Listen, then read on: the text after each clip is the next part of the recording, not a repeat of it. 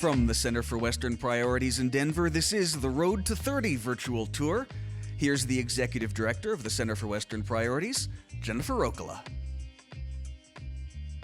Hello, everyone, and thank you for joining us this afternoon. I'm Jennifer Rokala, the Executive Director of the Center for Western Priorities in Denver. We are excited to have you join us for the launch of our Road to 30 virtual tour to highlight the bold, future-looking proposal to protect 30% of America's lands and water by 2030.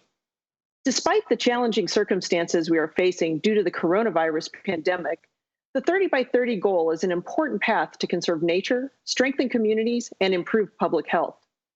I'll share more about the Road to 30 virtual tour in a minute, but first I want to welcome all of you and introduce our guests who are joining us today. New Mexico Senator Tom Udall is here. He is leading the 30 by 30 initiative in the United States Senate. Senator Udall, welcome. Thank you. Great to be with you today. Wonderful thing you're pushing here. We are also joined by Dr. Enric Sala, who might have the coolest title among us today. He is an explorer in residence with the National Geographic Society in Washington, D.C. Dr. Sala, welcome to the program. Thank you, Jen. Pleasure to help you today. Thank you. And I'm also pleased to introduce Lena Moffitt, who is the Senior Director of Sierra Club's Our Wild America campaign. We are so grateful to Lena and the team at the Sierra Club for co-hosting today's event. Thank you all for having us. Now, let me start with some brief background about the Center for Western Priorities, CWP for short. We are a nonpartisan conservation advocacy organization based in Denver. We focus on ensuring accountability at all levels of government regarding the thoughtful management of our nation's parks and public lands and the responsible development of our energy resources. We are excited to work with Senator Udall to support his efforts to lead the next bold conservation idea to protect 30% of nature. Scientists have urged us to protect at least 30% of our planet's land and water resources as a necessary step to prevent the unraveling of ecosystems that support all life on this planet. We are conducting a virtual tour of states across the West to emphasize the importance of the 30 by 30 initiative and why scientists are urging us to take this bold step to address dual climate and nature crises impacting our communities every day. We'll have some time at the end for our panelists to respond to questions from the audience. So if you'd like to ask a question, feel free to ask it in the chat box on YouTube or Facebook, and we'll get to as many as we can. If you'd like more information about the 30 by 30 initiative or to learn more about the Road to 30 virtual tour, please visit our website at roadto30.org. We will be sharing updates about our tour there. Now let me turn it over to Senator Udall to tell us more about the concept of protecting 30% of nature and why he is personally invested in this effort. Senator Udall? Thank you, Jen, and thank you to everyone who's joining us today. And it's great to be here with my good friend, Dr. Sala. It's nice to see you all, even though it's through a computer screen. Today, we are here to talk about a bold plan to protect the natural world and to make sure we have a livable planet for future generations. It's called the 30 by 30 campaign to save nature. I'm excited to tell you more about it and hopefully to enlist you in the fight to save the planet as we know it, so that we can get moving on the road to 30 and get moving fast. Right now, people everywhere are grappling with the health and economic pain caused by the coronavirus pandemic. It's an unprecedented challenge that we are confronting. As we face down this pandemic, we must move forward with a clear vision of how we want to emerge from this crisis, what we want our society, our economy, our way of life to look like on the other end. Because in addition to a public health crisis, we also face dual climate and nature crises that threaten life as we know it. And these crises are all interconnected. The coronavirus pandemic is underscoring just how connected humanity is to the natural world. For one, we're all gaining a greater appreciation for nature, for the peace, beauty, economic, and life-sustaining benefits nature provides us. And we are also seeing the dangers that are posed by our increasing destruction of nature. COVID-19 is what is known as a zoonotic disease, transferred from animal to human. And as scientists tell us, if we continue to illegally traffic wildlife and destroy the natural barriers between humans and nature, we will face more and more of these pandemics. In fact, protecting nature is about protecting humanity. It's just that simple. The extinction of one species has profound ripple effects that can alter economies, global health, and security. Imagine a world without bees to pollinate crops, or fungi to derive new life-saving medicines from. A world where we are left struggling to grow food, earn a living, breathe air, heal diseases, and more. The nature crisis we are facing is dire. We are losing a football field's worth of nature every 30 seconds. 1 million species are at risk of extinction because of human activity. Most people know full well we are on a collision course with a climate emergency of epic proportions. Fewer people are aware that we are also facing this grave nature crisis, which is directly related to the climate crisis and which is equally dangerous for our future. Now, there's no doubt that the Trump administration has drastically worsened all three of these crises: COVID-19, climate change, and the destruction of nature. They have disregarded science and destroyed our bedrock environmental protections. We have to undo the damage that the Trump administration has done to our environment and our planet. But unfortunately, things are getting bad. Things were getting bad even before President Trump took office. If we only reverse the damage of the Trump years, it would be like putting a Band-Aid on a life-threatening wound. We need to think boldly, and we need to act boldly. Being bold is our only option. And that's why we're here. That's what we're here to talk about today, writing a bold new playbook to save the natural world. It's what we're calling the Road to 30. In the Senate, I've introduced the 30 by 30 resolution to save nature. This resolution would set a national goal of protecting 30% of the United States land and water by 2030, with more protected in the decades following. That's what scientists like Dr. Sala tell us is needed to save biodiversity, nature, and our way of life as we know it. If we save 30% by 2030, we can halt the biodiversity crisis in its tracks. This is an ambitious goal, but here's the part where I tell you there's hope, because there is. Support for conservation and for bold action to tackle climate change and the nature crisis is higher than ever. People, especially young people, are more energized than ever on these issues. And according to recent polling, wide majorities of Republicans, Democrats, and independents in the West support the 30 by 30 goal. Now we just need our policymakers to follow the will of the people. We need all of you to keep organizing, keep fighting, keep calling your senators and representatives, keep making your voices heard. This current crisis, as challenging as it is, has underscored just how interconnected we are. And despite what you may see on cable news, we are capable of uniting behind a common purpose and acting fast. We need to harness that sense of common purpose and use the energy to fight the nature crisis that we are facing. We need your energy to get us moving down the road to 30. We don't have any time to waste. Thank you so much, and back to Jen. Thank you, Senator Udall. Now I'd like to turn it over to Dr. Enric Sala to tell us why the vision of 30 by 30 is so important from a scientific perspective. Dr. Sala, take it away. Yes, thank you so much, Jen, and always a pleasure to participate in an event with my friend Senator Tom Udall. The United States used to be a wild place with large forests from shore to shore, endless grasslands full of large herbivores, and waters full of large fish. But our country has become less wild.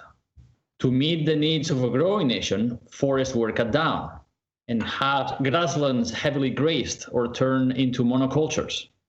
That destroyed the ability of these ecosystems to absorb excess rainwater. Meanwhile, to meet increased need for housing, people have built homes and communities over wetlands, which are a great natural buffer against storm surges. In part because of the loss of these ecosystems, the recent extreme weather events have cost the US $450 billion between 2016 and 2018, plus the loss of human life, infrastructure, and homes. We have become totally out of balance with nature. And unless we get our balance back, our society as we knew it is going to be a thing of the past. As Senator Udall said, the current pandemic is the loudest wake-up call we've had in recent history. The pandemic originated because of illegal wildlife trade in China, but other infectious diseases were caused by our encroaching on natural habitats.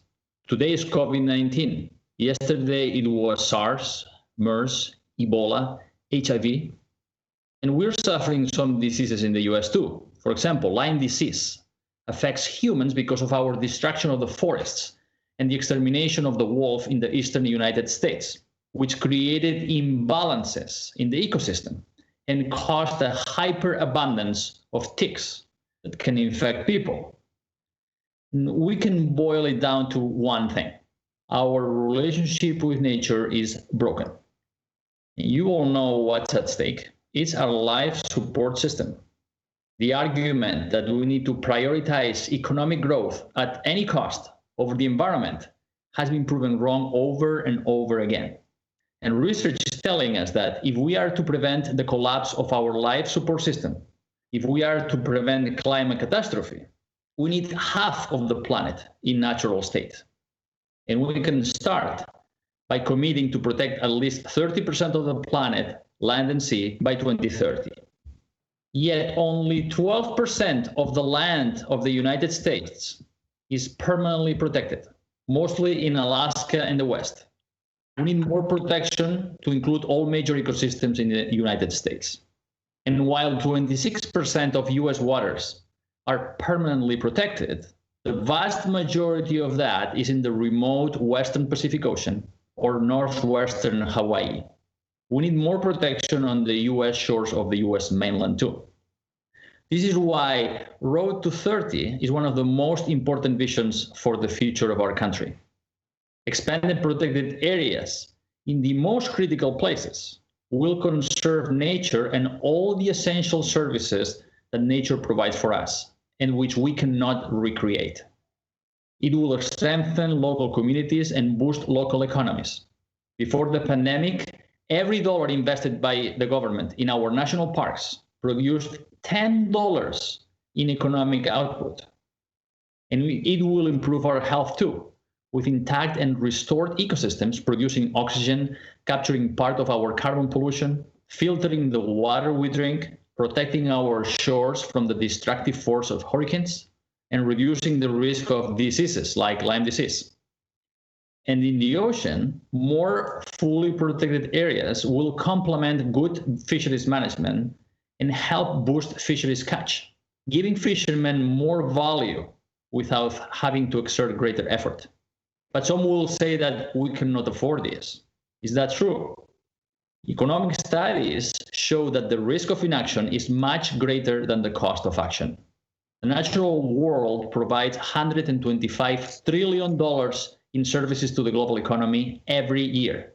The benefit of expanding our protected areas to cover 30% of our land and waters outweigh those costs. An expanded system of protected areas in the US would help us create a society and economy not based on growth at any cost, but based on resilience, so that both nature and people can thrive. The science and the economics are clear. Citizens are asking for it. So there is no excuse to be ambitious. Wallace Stegner famously said in 1983, national parks are the best idea we ever had. Absolutely American, absolutely democratic. They reflect us at our best rather than our worst. Road to 30 and Senator Udall's resolution for a 30% target for the US provides that vision to scale America's best idea at a time when we need it most. Thank you. Back to you, Jen. Thank you, Dr. Sala. Now I'd like to hand the mic over to Lena Moffitt to share with us why the Sierra Club is engaged in this effort and what they're doing to secure the 30 by 30 vision by working with diverse communities and how people can get involved in that effort. Lena? Well, thank you so much, Jen and Dr. Sala. And like you said, always a pleasure to join Senator Udall on any event. My name is Lena Moffitt. I'm the Senior Director of the Sierra Club's Our Wild America campaign. And I'm so excited to be here, not just because I grew up in Albuquerque, New Mexico, born and raised, spent the first 18 years of my life there. And I really do think it was the beautiful landscapes of New Mexico, hiking and fishing in the Jemez Mountains and the Sandia Mountains that inspired me to a life of activism. So thank you, Senator Udall, for working to protect the land of enchantment and all of our great lands and waters across the United States. I wanted to emphasize one point that Senator Udall made during this pandemic. I think we all are seeing more clearly than ever how important it is to be able to get outside into nature, under the trees, and breathe clean, fresh air to help advance our mental health and well-being. I know that's been very important for me and my family. And that's one of the reasons that the Sierra Club and our 4 million members and supporters are so excited to be signing on to this bold visionary goal. We know that protecting more landscapes will help preserve wildlife, protect the climate, and protect those places we like to get outside and recreate in. And we want to make sure that includes the lands that are next to urban populations too, like those walkable from communities, like our Rock Creek Park right here in DC. So to get into a little bit of the how we're going to achieve this big, bold goal, I'll emphasize that as an organizer and an environmental activist, I know that to achieve transformational change in the world, as Senator Udall mentioned, it takes people getting involved. It takes organizers. It takes folks using their voices to speak up and demand that policymakers listen to the will of the people. And that's precisely what we're focused on. At the Sierra Club, we're asking our 4 million members and supporters to stand with us in calling on decision makers at the federal, state, and local level in signing on to this big, bold goal of 30 by 30. So we're working with our organizers and our chapters across the states to advance specific protections for lands and waters that will help us add up to that goal of 30%. But we also know that the environmental community can't do this alone. So we are working to build a broader, more diverse, more robust coalition and movement that really can achieve these kinds of transformational changes. And in this instance, it means working hand in hand with the Native and frontline communities that are most directly impacted by these issues. For instance, we are working with Native communities that have the longest standing relationship to these lands in places across the country, but all too often are forgotten or even worse, marginalized by the conservation community.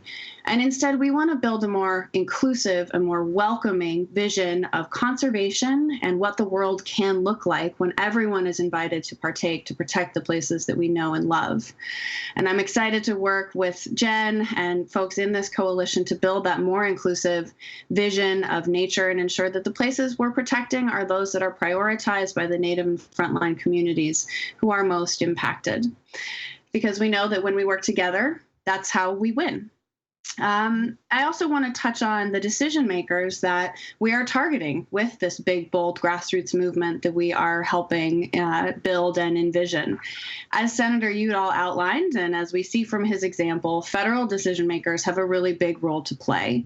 In addition to Congress passing resolutions like, hopefully, Senator Udall's 30 by 30 resolution, and wilderness bills like the Red Rock Wilderness Act, which our folks have been working on for years. The executive office, the president, will also play an important role in helping us achieve this goal. So presidents can take actions with their agencies like limiting destructive oil and gas drilling on public lands, for instance, and scaling that back in a way that will help combat the climate crisis and protect those lands, managing our forests to suck up more carbon out of the atmosphere and ensure that we're really utilizing that natural solution to the climate crisis. Presidents can, of course, designate national monuments, and we do far prefer it when they designate them and not de-designate them, as we've seen this administration unfortunately pursue, which we're fighting in the courts. But it's also important to note that state and local decision makers have a really important role to play in this effort. In fact, our analysts tell us that of all the lands we will need to protect to reach this goal, about 30% of the lands in the United States are under state jurisdiction. So we will also be working with our activists and chapters to target governors and make sure that they are doing their part to protect state lands and waters as well. But today we are asking you to go to sc.org/30by30, all spelled out in letters, and you can sign up to join us in calling on your members of Congress to sign on to Senator Udall's resolution. We hope very much that they will take that up. And if you join us, you will also get access to our toolkits, and you'll have the opportunity to join additional activities to help us achieve this big, bold goal, because we know that it takes people. So sign up with us, and together we can achieve this transformational goal. Thank you so much. Great. Thank you, Lena. Now we'd like to hear from those of you tuning in today. If you have questions for one of our panelists, feel free to ask it in the chat window on YouTube or Facebook. And I believe we do have our first question. What types of protections count towards the 30 by 30 goal? Besides creating new parks, how can we protect more places? Senator Udall, do you want to take that question? You bet. And it was so great listening to the three conservation champions who are on this call with me and participating in this virtual town hall. Lena and Jen and Dr. Sala have been working for years. And so I would first, if you're talking about the issue of what do we protect and how do we protect it, I think Lena hit the nail on the head when she talked about the role of all the forms of government, from local to state to federal. And so we're setting a national goal and then trying to get all these forms of government and all the people that are out there to interact with them and say, you know, this is a great piece of parkland. This is a great place for a monument. This is a great historical site.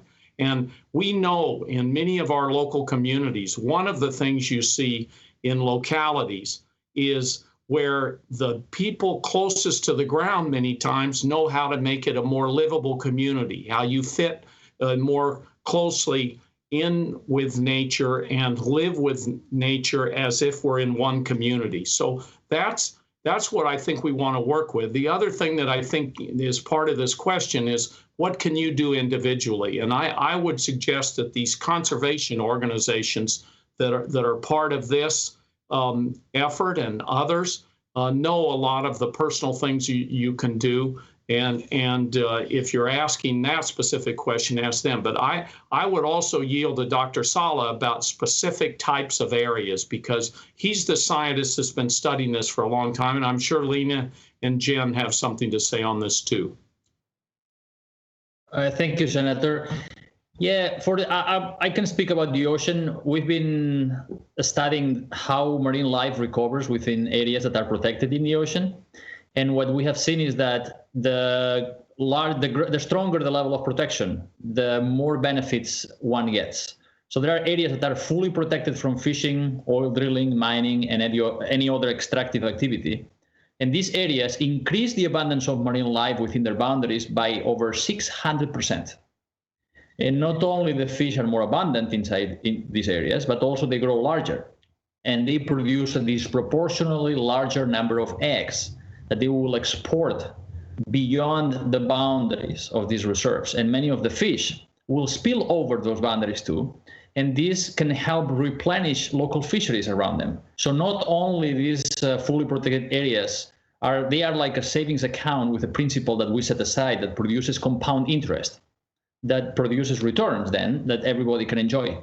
But also in many places, we have seen that when the fish come back, the divers come in. And the economic revenue and the number of jobs generated through ecotourism in these protected areas is enormous. I mentioned before that for every dollar invested in our national parks, that generates $10 in economic output.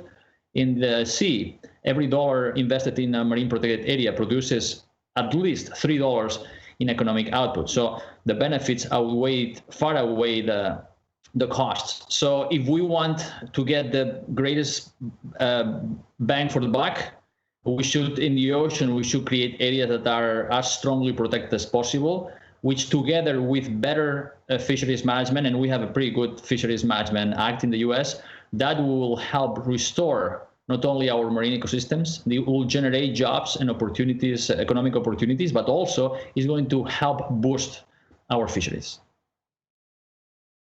Great, thank you, Dr. Sala. Lena, do you have anything you'd like to add to that question? Sure. I'll just offer again that if folks go to sc.org/30by30 and all spelled out in letters, we have a series of actions that we're asking folks to take to sign up with us to advance this goal. Right now, we are asking folks to call on their members of Congress to stand with Senator Udall and his leadership on this issue and to co-sponsor his resolution, which is also with Representative Deb Haaland from New Mexico. We sure do have great federally elected officials in New Mexico. But we also will be targeting governors. So if you sign up with us there, we'll send you a series of actions that you can take, also pressuring those decision makers in your state, which, as the senator reiterated, have a really big role to play. Great, thank you.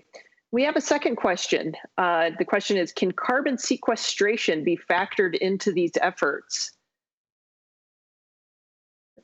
Dr. Sala, do you want to take that question? Well, the answer is very simple. It's absolutely. It's not, many people have put climate change, global warming, and biodiversity in different buckets, in different silos, but it's all connected because global warming is degrading ecosystems, but our degrading ecosystems for changing the land use or overexploitation also reduces the ability of these ecosystems to absorb carbon. So we do need places as large as possible. So they produce this beneficial effect, this much needed effect of ecosystems capturing much of our carbon pollution. So yeah, absolutely, they go hand in hand. Great. Thank you, Dr. Sala. I think we may have one more question. I believe it's, can you elaborate, and this is from Kelly Lunny with E&E News, can you elaborate on what the virtual 30 by 30 tour will entail? Well, I think I'll start with that one. Kelly, thanks for the question. So the 30 by 30 tour is a virtual tour. We're going to host one of these every month where we are going to partner with organizations throughout the West, and we're going to focus on different locations. So, for example, the next tour will take place, or the next event will take place in June, highlighting Colorado and what Colorado organizations are doing to support the 30 by 30 effort. And we'll hopefully have Senator Udall back on that one and other partners from Colorado. So this will be a virtual tour throughout the summer where we'll highlight different locations throughout the West.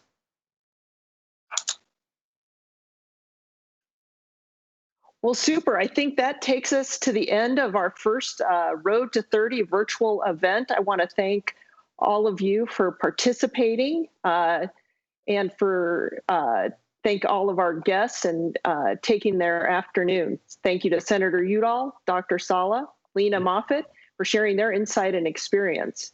We hope you will join us on the future stops along this virtual tour. You can find more information at roadto30.org. Thank you, and hope to see you soon. Thank you. Thank you. Thank you.